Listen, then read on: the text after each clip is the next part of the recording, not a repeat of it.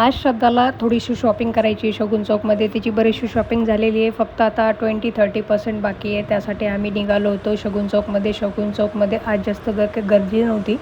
आम्ही खूप ठिकाणी फिरलो.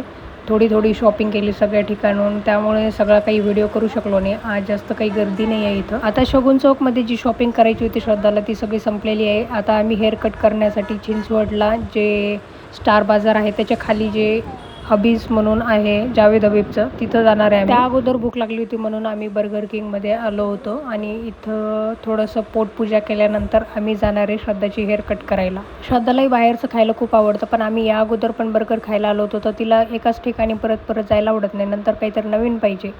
आम्ही नंतर हेअर कट करायला आलो होतो. श्रद्धाची हेअर कट काही चांगली केलेली नाही. तिचाही मूड ऑफ झाला होता. आमचे थोडेसे भांडणही झाले त्या माणसासोबत. आणि आता मी माझी हेअर कट करण्यासाठी आम्ही दरवेळेस ज्या मुलाकडं जात असतो हेअर कट करण्यासाठी त्याच्याकडे जाणार आहे. आता श्रद्धाचा फ्रेंडच आहे तो. भोसरीमध्ये त्याची शॉप आहे. मी नेहमी त्याच्याकडे हेअर कट करायला जात असते आणि आता श्रद्धा पण त्याच्याकडून परत हेअर कट करून घेणार आहे वाटतं.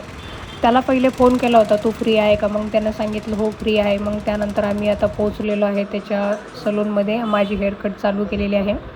माझी हेअरकट कशी करायची त्याला माहिती आहे. रेग्युलर जसे करतो तसंच करतो तो म्हणत असतो मला काहीतरी वेगळं ट्राय करा. मी म्हटलं नको बाबा, आपण काही जास्त रिस्क नाही घेऊ शकत. त्यानंतर माझी हेअरकट झाल्यानंतर श्रद्धाची हेअरकट केली. तिची हेअरकट झाल्यानंतर आम्ही आता घरी आलेलो आहे. आज श्रद्धा अंबडला परत जाणार आहे. त्यासाठी मी तिला आता बस स्टॉपवर सोडायला जात आहे. आता ती गेल्यानंतर मला काही घरी जास्त करमणार नाही, कारण आता 7 ते 8 दिवस श्रद्धा होती. नेक्स्ट व्हिडिओमध्ये लवकरच भेटू. चला.